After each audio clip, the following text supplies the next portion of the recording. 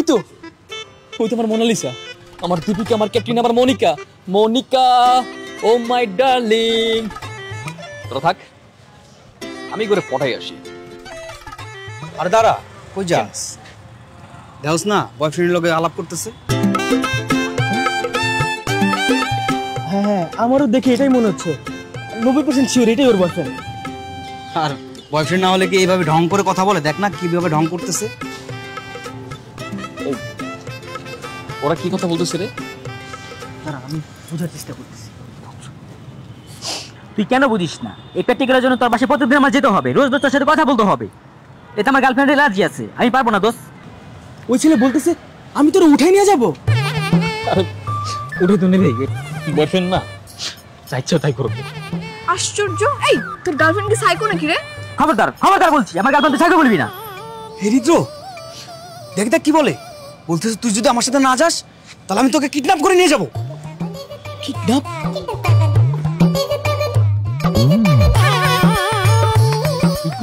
না না, কিডন্যাপ তো মানা যায় না।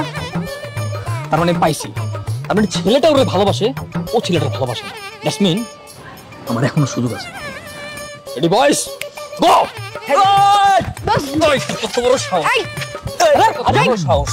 আমার সামনে সিমিকে কিডন্যাপিং করবি? তাহলে হাত লাগাই দেখা। এই ওরা তুলে নিয়ে যা। না সিমি, না না সিমি, না, তুমি যাবা না। আর ওকে মারতেছে কেন? ওকে তো মেরে ফেলবে। মেরে ফেলাই উচিত। তুমি ওরে ভালো নাই বাসতে পারো, তাই বলে তোমার কিডন্যাপিং এর থ্রেট দেবে? তারপর আমার সামনে ওরে মার, ওরে মেরে ফেল। কি সমস্যা কি আপনার? হ্যাঁ, আপনি কি কিছু বুঝেন? ও আমার ফ্রেন্ড, ওকে আমি প্র্যাকটিক্যাল করার জন্য রিকোয়েস্ট করতেছিলাম। আশ্চর্য! ফ্রেন্ড? তোর এত বড় কলিজা, এই হাত তুই ভাবির উপরে উড়াইছস না? এই হাত আজকে ভাঙ্গা হলাম তোর। সরি।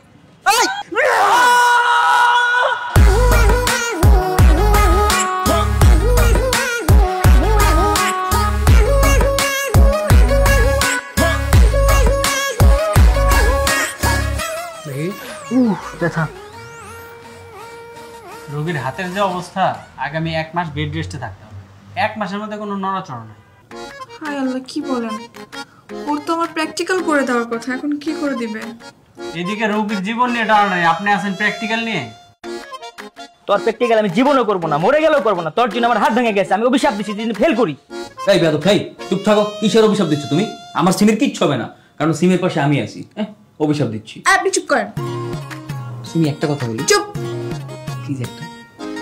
তুমি, আমি না ইঞ্জিনিয়ারিং এর উপর গ্র্যাজুয়েশন কমপ্লিট করছি। হ্যাঁ, এইসব প্র্যাকটিক্যাল করতে করতেই বড় হয়েছে। এইসব প্র্যাকটিক্যাল আমার কাছে কোনো কিছুই না, একদম হাতের ময়লা।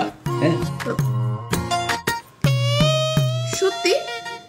আপনি আমার প্র্যাকটিক্যাল করে দিতে পারবেন? আরে আবার জিজ্ঞাসা কেন করবো না? ঠিক আছে, তাহলে আপনি এক কাজ করেন, আপনি কালকে আমার বাসায় চলে আসেন, আমরা বাসায় বসে সবকিছু কমপ্লিট করবো। তাহলে আমার ফোনে তোমার নাম্বারটা মেয়েরা দিদি তাকে লিখে চেক করে দাও।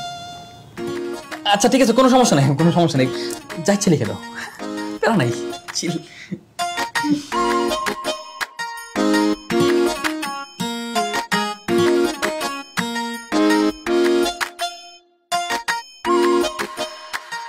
দেখ, এত কথা শুনতে চাই না, আগে প্রমাণ দে, তারপর যা হওয়ার হবে।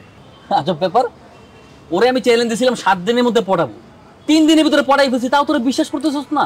আরে বেটা, শুধু পটাই নেই, ও আমার এখন ওর বাসায়ও ডাকে। তাহলে প্রমাণ দে। প্রমাণ ঠিকই দিতেছে, একটা টাকা রেডি রাখ। প্রমাণ চাইতেছস না? দাঁড়া, প্রমাণ দিচ্ছি, ওয়েট।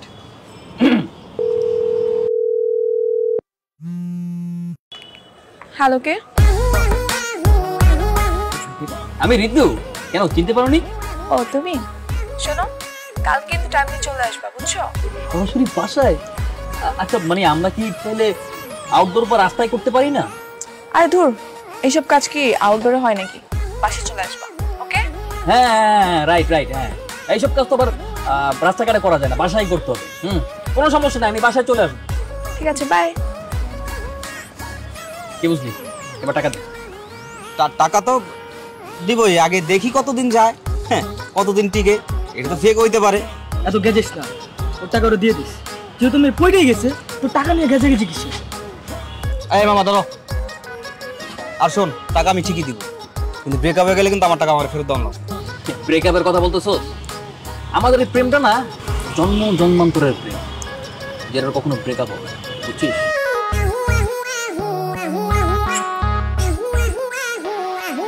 কি আপনি ফুল বিক্রি করতে এসেছেন নাকি? আমাদের ফুল টুল লাগবে না। আমি কোনো ফুল বিক্রেতা না, আমি তো এসেছি তোমার বোনের কাছে। তোমার বোন কি বাসায় নেই? কি রে, কার সঙ্গে কথা বলিস?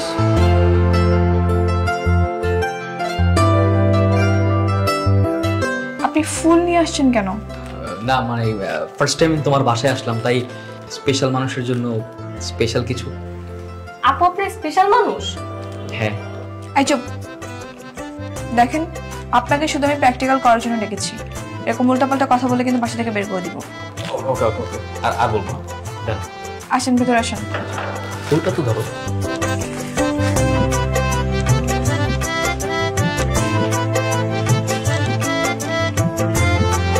আমার বাসা কিন্তু এই সেক্টরে।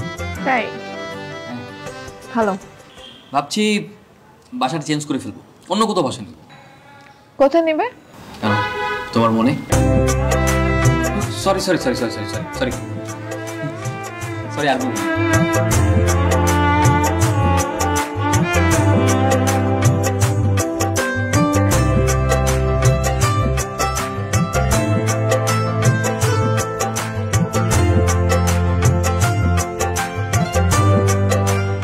নাম কি আপু?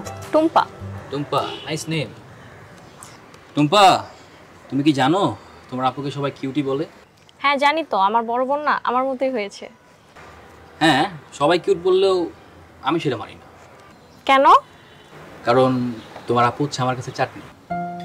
চাটনি মানে?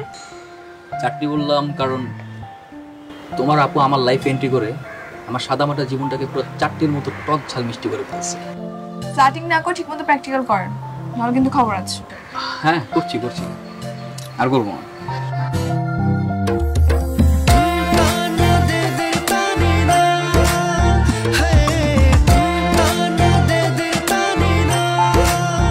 থ্যাংক ইউ সো মাচ তোমাকে।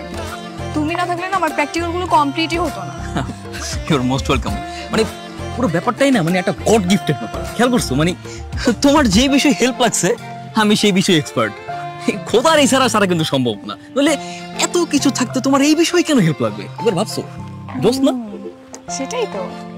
আচ্ছা, তোমার বাসায় কে কে থাকে? বাসায় বাবা মা। বাবা কি করে? আমার বাবা দেশের বাইরে থাকেন, আর মা খুব ছোটবেলায় মারা গেছে। Oh sorry. It's okay, it's okay, don't be sorry. তার মানে বাসায় তুমি একাই থাকো? হ্যাঁ। হ্যাঁ একদম নড়বা না, আস্তে। ওয়েট, কি? নড়বা না, পোকা। Follow follow follow follow. আরে আমি ফালাবো কি? আমিও তো ভয় পাই পোকা। তারপর ফলো। এই তুমি ছেলে না, ফলো। তোমার পোকা তুমি ফালাও। প্লিজ ফলো, আমি মরে যাব কিন্তু, প্লিজ ফলো। পোকা ফালালে তো আমিও মরে যাবো। ফলো, আরে ভয় পাও কেন? ফলো। উফ। আচ্ছা ফালাবো, আগে আই লাভ ইউ বলো, যাতে মরে গেলেও তোমার মুখ থেকে আই লাভ ইউ ডাক শুনে মরতে পারি। আচ্ছা ঠিক আছে, I love you I love you I love you.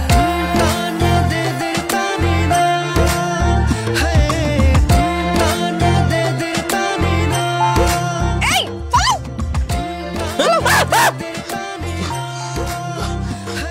চলে গেছে, চলে গেছে।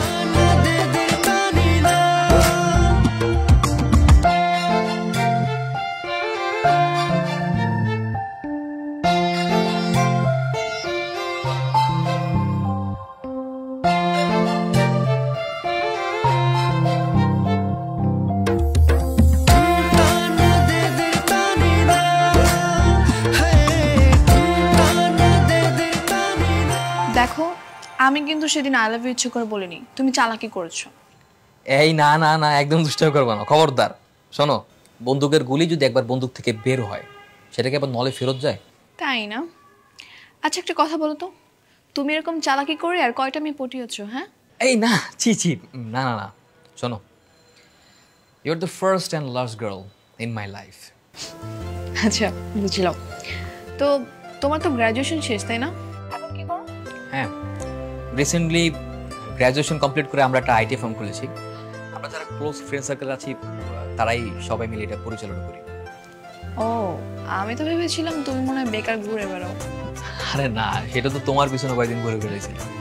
শোনো, কাল তুমি ফ্রি আছো? হ্যাঁ ফ্রি আছি তো। কেন, তোমার বাসায় গিয়ে কি আবার প্র্যাকটিক্যাল করতে হবে নাকি? না না, ওরকম কিছু না, কাল আমার অফ ডে, তাই ভাবছিলাম তোমার সাথে একটু ঘুরতে বেরোবো। জোস, ড্যাম। এই তো এই প্রথম একটা কোনো কথা বলছো যেটা ভালো লাগছে। ঠিক আছে, তাহলে কোনো সমস্যা নেই, তাহলে কালকে আমি সূর্যটা রাখি চলে আসবো। হ্যাঁ, রেডি থেকো। ধুর পাগল, এত সকালে আসতে হবে না, আমি তোমাকে কল দিলে তখন আসবো। ওকে?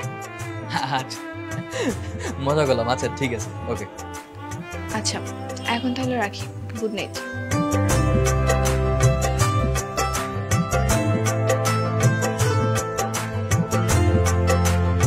কিরে হৃদ্র কোন আজকেও আসলো না? হৃদ্রর মতো নাই রে। গত 3 মাস যাবত মেয়েদের পিছনে ঘুরতেছে, প্রেম করে বেড়াচ্ছে। বন্ধুত্বের দিকে তার কোনো খেয়ালই নেই। আচ্ছা দোস্ত, প্রেমে পড়লে কি মানুষ আসলেই বন্ধুদের ভুলে যায়? না রে, প্রেমে পড়লে বন্ধুদের কখনোই ভুলে না, কারণ বন্ধুত্ব হচ্ছে সারা জীবনের। এটা মারলেও থাকে, কাটলেও থাকে। অস্থায়ী সম্পর্ক হচ্ছে প্রেম, যেটা একটা মেয়ে একটা ছেলের মধ্যে হয়। এই জন্য তাদের গুরুত্বটা একটু বেশি থাকে, বুঝেছিস? ঠিক বলছিস তুই।